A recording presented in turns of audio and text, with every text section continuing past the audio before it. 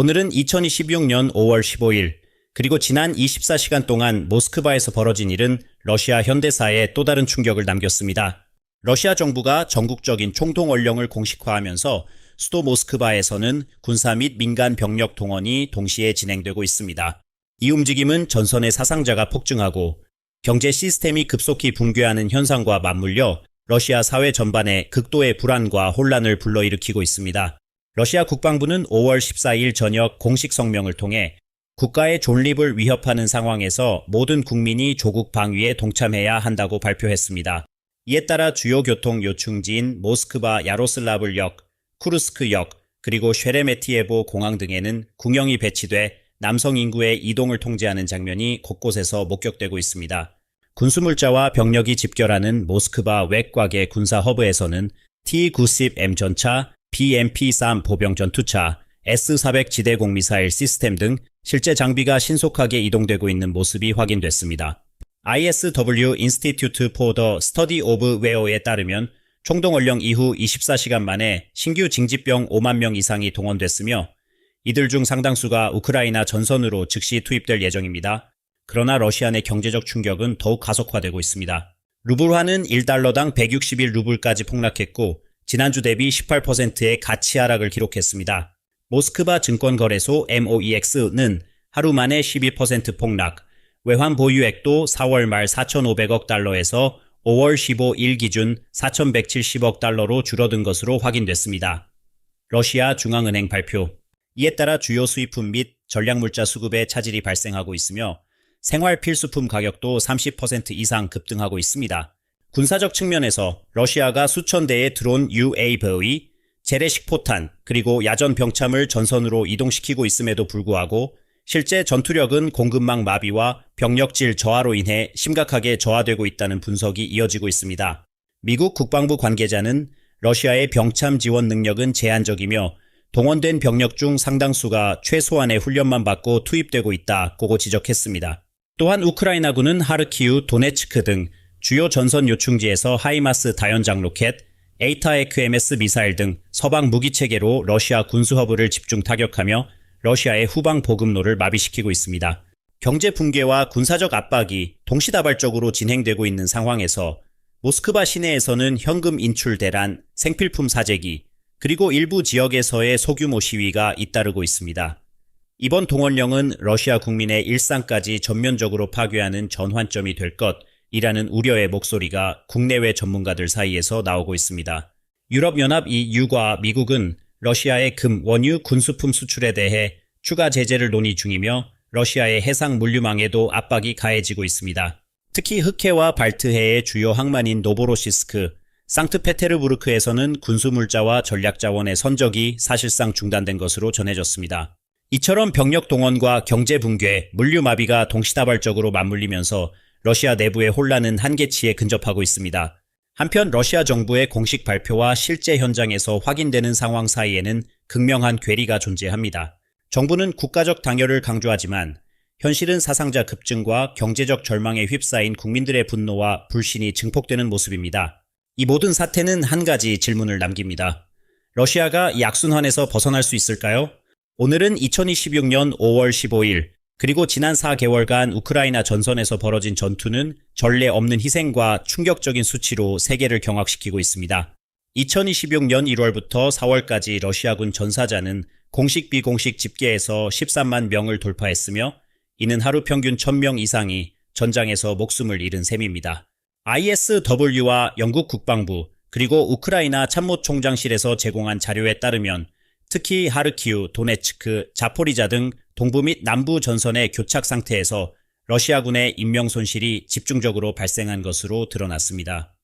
러시아군은 지난 겨울부터 2026년 4월까지 3차례 대규모 공세를 시도했으나 서방제 무기와 우크라이나군의 드론 정밀 타격에 의해 전열이 붕괴됐다. 고 우크라이나 군 정보국 GUL은 평가했습니다. 우크라이나군은 2026년 1분기부터 F-16 전투기 20여 대, 하이마스 다연장 로켓 시스템, 아테크MS 장거리 미사일, 그리고 대규모 드론, UAV 군단을 실전 배치하며 전술적 우위를 확보했습니다. 실제로 키이우 독립신문에 따르면 3월 한 달 동안 F-16 전투기가 최소 11회 러시아 탄약고와 보급 허브를 정밀 타격했고 하이마스 및 ATACMS는 벨고로드와 쿠르스크 인근의 후방 철도망과 군수물자 집적지를 파괴했습니다. 이로 인해 러시아군의 탄약 연료 수송선이 사실상 마비되면서 전선의 병참선이 일시적으로 붕괴되는 사태가 벌어졌습니다. 미 국방부 관계자는 러시아군은 이동식 방공 레이더와 S-400 방공망을 최대한 전방에 밀집 배치했으나 드론과 F-16의 동시 타격에 속수무책이었다고 말했습니다. 군수물자와 병력 부족도 심화되고 있습니다. 러시아군의 주력 전차 T-90M, BMP-3 보병 전투차, M스타-S 자주포 등 중장비는 전선에서의 소모율이 급격히 치솟으면서 2026년 4월 기준 가동률이 60% 이하로 떨어졌다는 분석이 나왔습니다. 영국 국방부는 러시아군의 포탄 재고가 2025년 대비 40% 감소했고 드론 차량 방탄복 등 전장 소모품은 우크라이나군의 공격에 따라 월 2만에서 3만 단위로 격감 중이라고 밝혔습니다. 이에 따라 러시아군은 예비 병력 및 장비를 후방에서 전진 배치하고 있으나 신규 동원병의 훈련 기간이 2주 이내로 단축되는 등 병력의 질적 저하가 불가피해졌습니다. 전문가들은 실질적으로 러시아군은 보병의 단순 충원 외에는 전술적 대응 여력이 거의 남지 않았다고 진단합니다. 이러한 상황은 전선 후방의 군수물류 혼란과도 직결됩니다. 2026년 2월 이후 우크라이나군의 드론 공격이 러시아군의 병참 허브, 탄약고, 연료 저장소를 집중 타격하면서 벨고로드, 쿠르스크, 로스토프 등 주요 도시의 군수열차가 파괴되는 사례가 잇따랐습니다. 4월 들어서는 F-16 전투기와 하이마스가 전선 100km 후방의 철도와 차량 집결지를 직접 타격함으로써 러시아군의 군수 보급 속도는 평시 대비 30%부터 40%까지 수준으로 급감했다고 평가됩니다.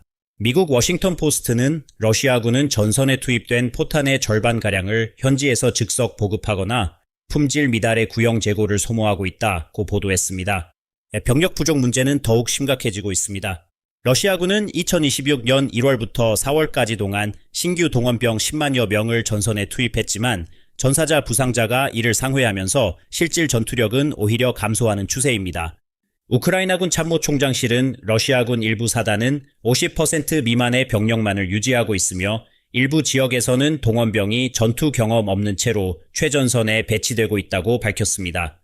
러시아군 내부 보고서에서도 병력 충원이 전투 손실을 따라잡지 못하고 지원 인력 의무병, 운전병, 정비병 등도 30% 이상 결원이 발생 중이라는 내용이 드러났습니다.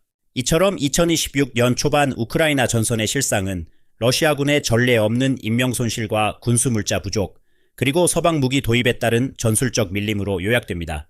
국제군사 전문가들은 총동원력만으로는 병력과 장비의 근본적 한계를 극복할 수 없는 구조적 모순이 점점 더 분명해지고 있다고 지적합니다. 실제로 현장에서는 러시아군이 탄약과 식량, 응급의약품 부족으로 인해 후방 철수 및 방어선 이탈을 반복하는 사례가 늘고 있습니다. 우크라이나군은 이를 이용해 드론 감시 및 하이마스, F-16의 정밀 타격으로 러시아군의 보급로를 집요하게 차단하고 있습니다. 이러한 군사적 혼란과 소모전은 군사 전문가들 사이에서 러시아군의 전략적 파산이라는 평가까지 받고 있습니다. 그러나 공식 발표와는 달리 현장에서는 동원병의 사기 저하, 보급 실패, 장비 마모 등으로 러시아군의 실전 투력은 더욱 악화되고 있습니다. 서방의 경제 제재로 인한 군수품 수입 차단, 흑해-발트해 항만의 봉쇄, 그리고 우크라이나군의 후방 타격이 맞물리면서 러시아군의 군수 병참망은 사상 최악의 위기에 직면한 상태입니다. 한국의 안보 전문가들은 이번 우크라이나 전선의 붕괴 양상이 단순한 외부 변수 때문이 아님을 강조합니다. 서방 무기 도입, 드론 정밀 타격 등 현대전의 실증적 결과가 러시아군의 전통적 대량 병력 장비 운용 전략을 무력화시키는 가장 강력한 증거라는 분석이 제기되고 있습니다. 이 과정에서 군수 병참망의 붕괴와 병력 소진의 파장은 한반도 안보 현실에도 시사하는 바가 큽니다.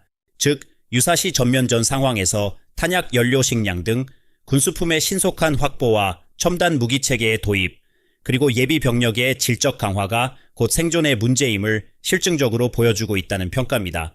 이처럼 2026년 우크라이나 전선의 군사적, 군수적 붕괴 국면은 러시아의 동원령이 단순한 정치적 제스처가 아닌 체제 생존을 건 필연적 선택임을 방증하고 있습니다.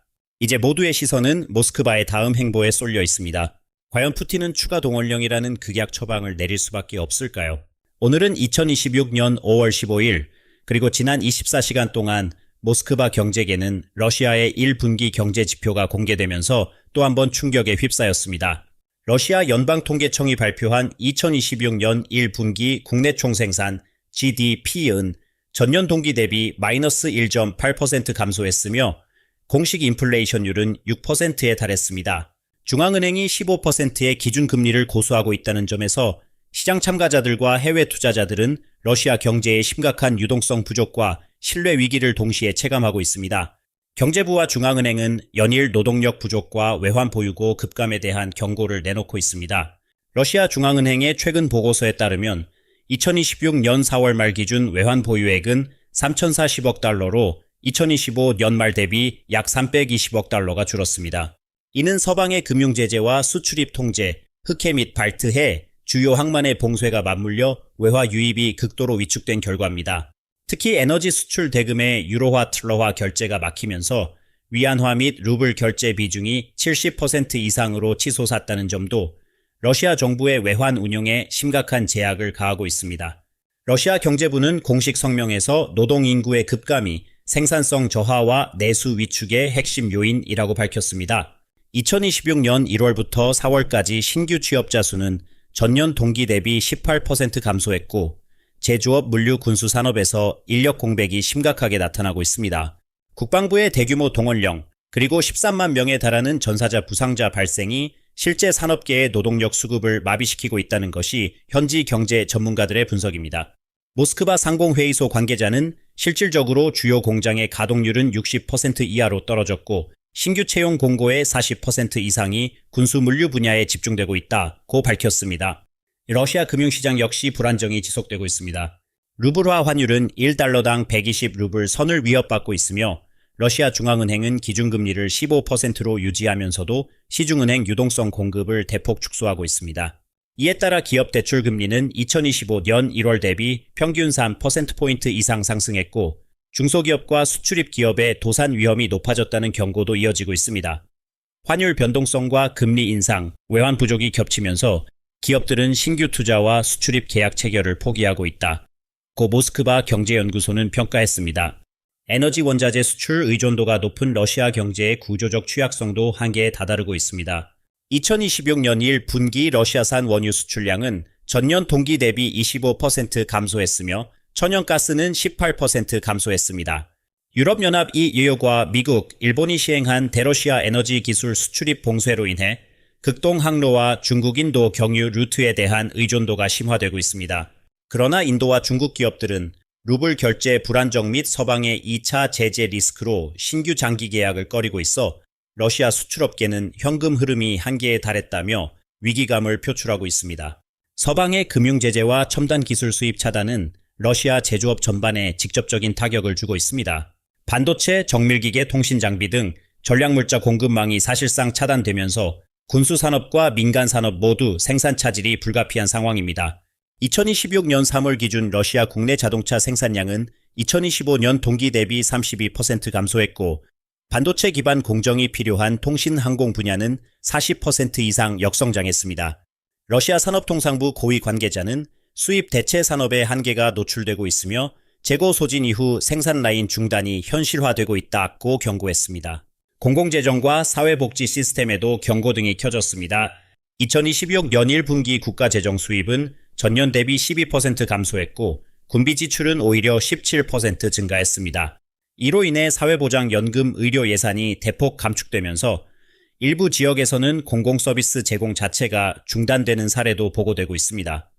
재정적자와 국채 발행 증가로 인해 국가 신용등급이 하락할 위기에 처했다는 것이 국제신용평가사의 공통된 진단입니다. 러시아의 물가 안정도 더 이상 기대하기 어렵다는 우려가 커지고 있습니다.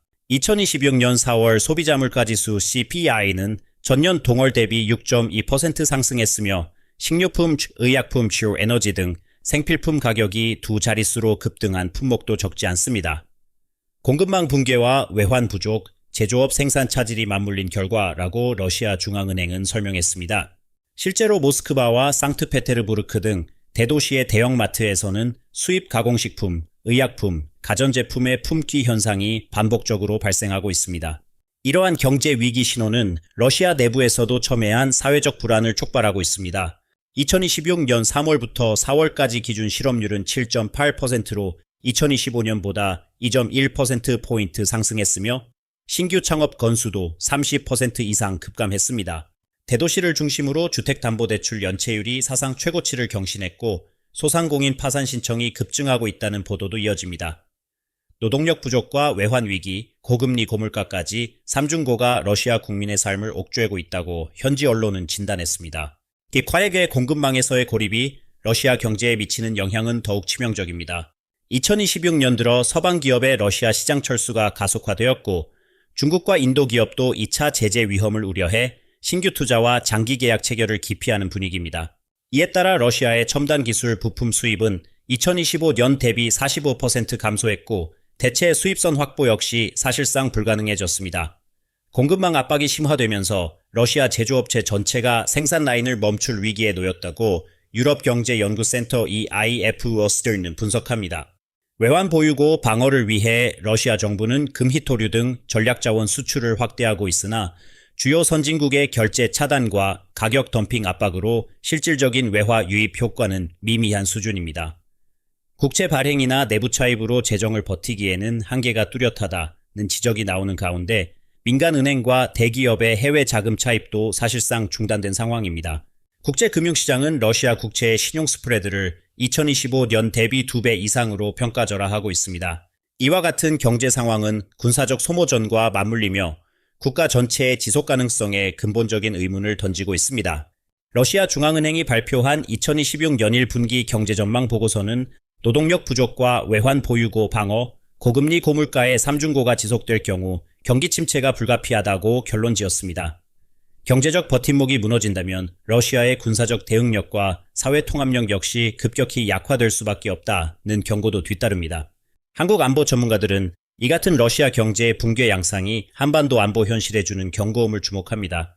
러시아의 사례는 단순한 경제 문제를 넘어 군사적 소모전과 외부 제재가 맞물릴 때 국가 생존에 가장 취약한 고리가 어디인지 실증적으로 보여주고 있습니다. 동원령이 아니라 생산 공급 인력의 총체적 붕괴가 진정한 위기의 본질임을 직시해야 한다는 것이 이들의 공통된 지적입니다. 첨단 무기체계 도입, 군수품 내재화, 외환 보유고 방어와 같은 정책이 더 이상 선택이 아닌 생존의 문제임을 러시아 경제의 붕괴가 전 세계에 경고하고 있는 셈입니다. 이제 남은 질문은 하나입니다. 경제라는 최후의 방어선이 무너진 러시아, 과연 이 체제는 더 버틸 수 있을까요? 당신은 러시아 경제가 앞으로 3개월, 6개월을 견딜 수 있다고 생각하십니까? 지금 이 순간 국가 생존의 명운을 건 러시아의 다음 수는 무엇일지 여러분의 의견을 듣고 싶습니다. 오늘은 2026년 5월 15일, 그리고 지난 24시간 동안 러시아 리아잔 지역을 포함한 주요 산업지대에서 기업들이 군의 인력 강제 공급을 본격화했다는 소식이 확인되었습니다. 러시아 국방부는 2026년 이 분기 내 총 40만 9천 명의 신병 충원을 목표로 내세웠으나 실제로는 월 평균 2만 7천 명의 충원에 그치고 있는 것으로 나타났습니다. 이 수치는 병력 손실과 산업 현장의 노동력 부족이 겹치면서 국가동원 체계에 심각한 균열이 발생하고 있음을 보여줍니다. 러시아 현지 언론과 경제 분석가들은 기업이 동원령에 따라 인력의 최소 10%부터 15%까지를 군에 할당하도록 강제받고 있다고 전했습니다. 이에 따라 리아잔, 툴라, 니즈니 노브고로드 등 전통적 군수 중공업 중심지의 대형 공장들은 생산 라인을 축소하거나 부분 중단에 들어갔습니다. 인력 이탈로 인해 지난달 주요 군수품 생산량은 평시 대비 30% 이상 감소했다는 러시아 산업통상부 내 비공개 보고서도 확인되고 있습니다. 이러한 강제 동원 조치는 사회 불만을 극대화시키고 있습니다. 2026년 4월 한 달 동안 리아잔 등지에서는 징집 거부와 탈출 러시가 급증해 국경지대에서는 폴란드, 카자흐스탄, 조지아 방면으로 출국을 시도하는 인원이 전월 대비 2.3배 증가했습니다. 러시아 내무부는 탈영 방지 및 국경 통제 강화를 위해 1200명 추가 배치라는 비상 대응책을 발표했으나 실제 현장에서는 국경 검문소의 혼란과 뇌물수수, 불법 밀입국 알선 브로커 증가 등 부작용이 심화되고 있다고 경고합니다. 현지 노동조합과 시민단체는 기업이 국가의 군사동원 요구를 우선시하면서 법정 근로시간 위반, 임금 체불, 비상근무 명령이 일상화됐다며 집단항해 서한을 정부에 제출했습니다. 특히 중소기업과 ITI 금융 등 비전통 산업 분야에서도 핵심 인력 유출로 사업 지속이 불가능하다는 비상 상황이 잇따르고 있습니다. 한 IT 스타트업 대표는 기술자 5명 중 2명이 동원 통지서를 받았고 나머지도 국외 이주를 모색하고 있다고 밝혔습니다. 이처럼 군 인력 충원 요구와 산업 현장의 현실 사이에서 동원과 붕괴의 악순환이 노골적으로 드러나고 있습니다. 러시아 국방부는 목표치 달성을 위해 추가 강제 동원 조치를 검토 중이라고 밝혔으나 경제계와 사회 각계의 반발로 인해 실질적 충원 성과는 오히려 둔화되는 양상입니다. 병력 수급을 위한 기업 동원령이 오히려 산업 경쟁력을 잠식시키고 국가 경제의 회복 불가능한 손실로 이어질 수 있다는 경고가 전문가들 사이에서 공공연하게 제기되고 있습니다. 총동원령에 따른 사회적 균열은 단순한 경제 노동력 문제를 넘어 국가 체제의 유지 자체를 위협하는 단계로 접어들고 있습니다. 기업의 생산 라인은 멈췄고 젊은 세대는 탈출을 꿈꾸며 남은 시민들은 생존을 위한 불안에 내몰리고 있다는 현장 취재원의 증언이 러시아 현지 보도를 통해 연쇄적으로 전해지고 있습니다. 사회적 신뢰와 국가 통합이 급격히 약화되는 현상은 군사적 압박과 경제적 제약이 동시에 작동할 때 어떤 파국적 결과가 나타날 수 있는지 실증적으로 보여줍니다. 이런 상황은 한반도에도 중대수원 함의를 던집니다. 러시아의 강제 동원과 사회 불안은 외부 위협과 내부 취약성이 맞물릴 때 국가 존립 자체가 얼마나 쉽게 흔들릴 수 있는지를 경고하고 있습니다. 한국 내 안보 전문가들은 러시아의 사례는 이념이나 체제 문제가 아닌 현실적인 생존의 문제임을 분명히 보여준다고 분석합니다.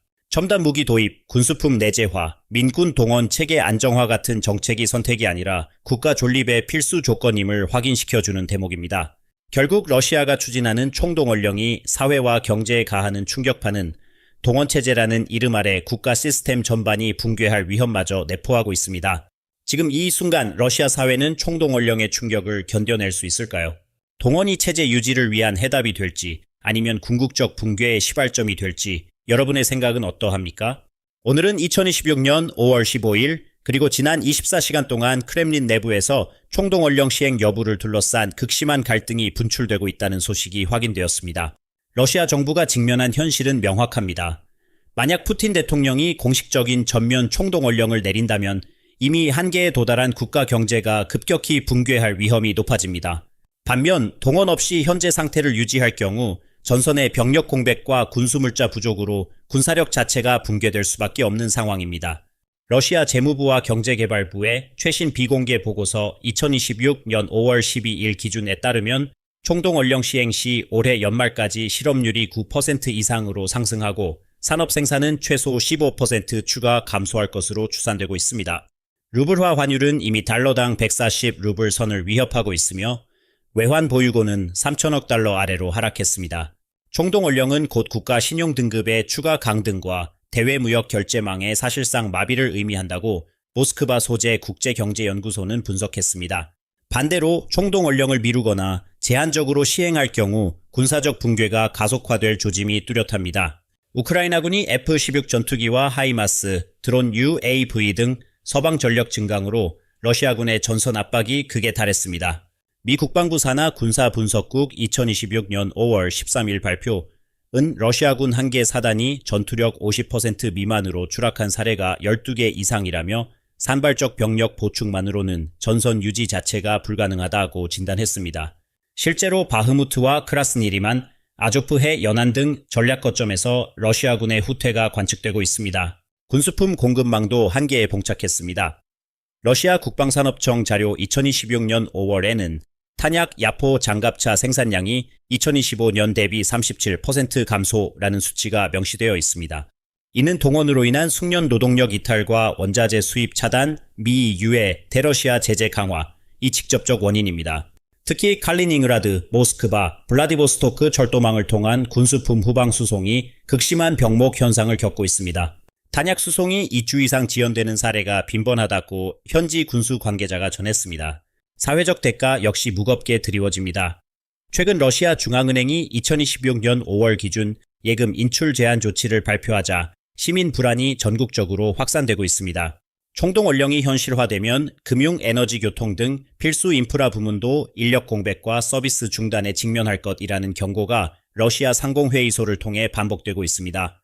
이처럼 푸틴 대통령은 양자택일에 덫에 갇힌 상태입니다. 총동원령 강행은 경제사회 시스템의 파탄, 미실시는 군사적 패배와 체제 위기라는 데스존에 머무르는 셈입니다.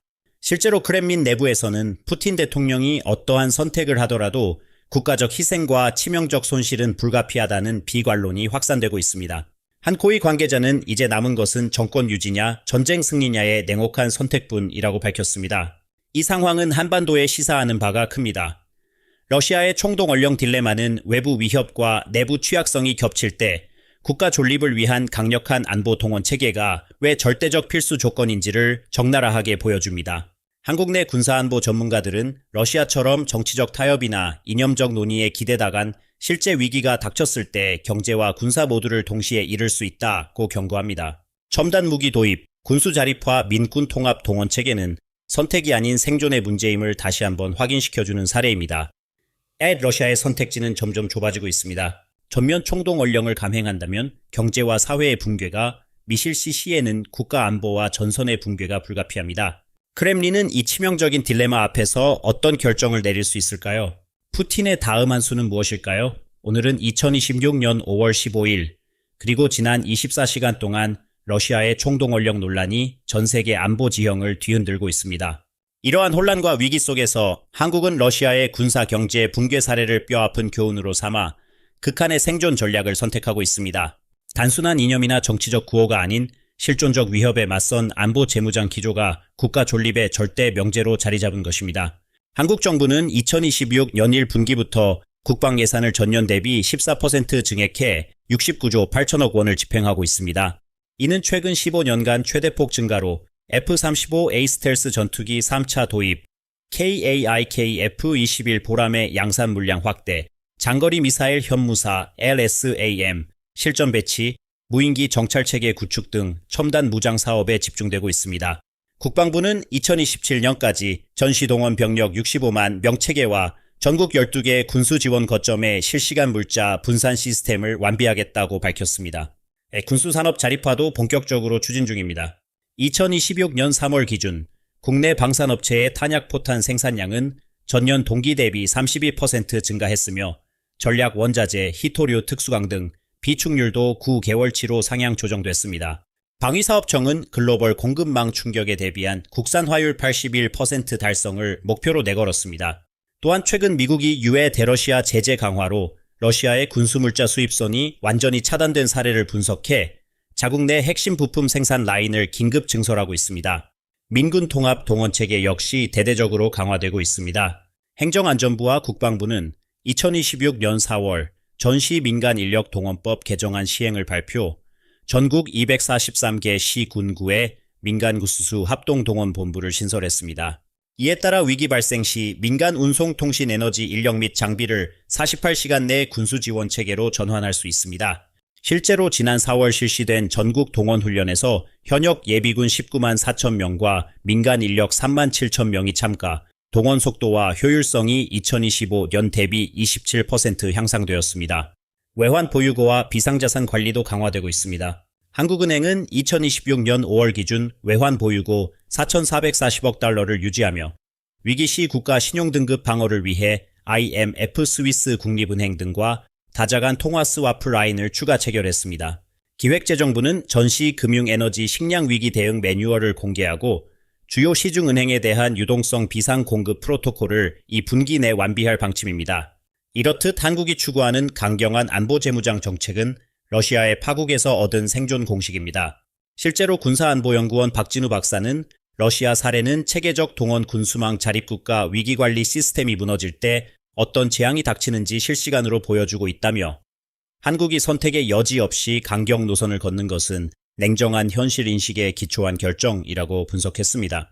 한 외교안보 고위 관계자는 전쟁은 선언이 아니라 결국 총알과 식량, 병력과 연료가 결정한다며 말뿐인 평화론이나 느슨한 타협은 동북아 실전에서는 아무런 의미가 없다고 말했습니다.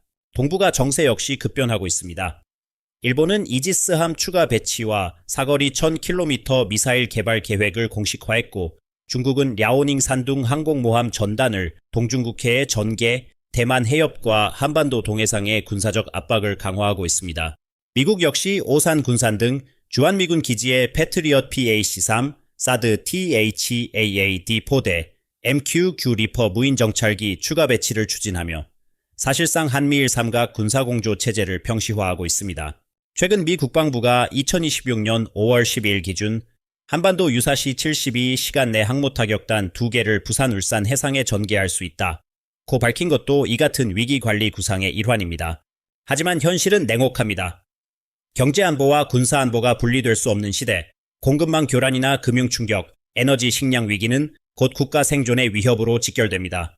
러시아가 전선 병력 충원 실패, 탄약물자 이동의 병목, 외환 보유고 급감에 동시다발적으로 무너지는 모습은 단순히 남의 일이 아닙니다.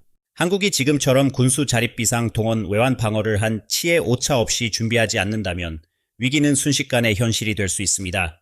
전문가들은 이제 동북에서는 어떤 국가도 정치적 수사만으로 평화를 유지할 수 없다고 입을 모읍니다.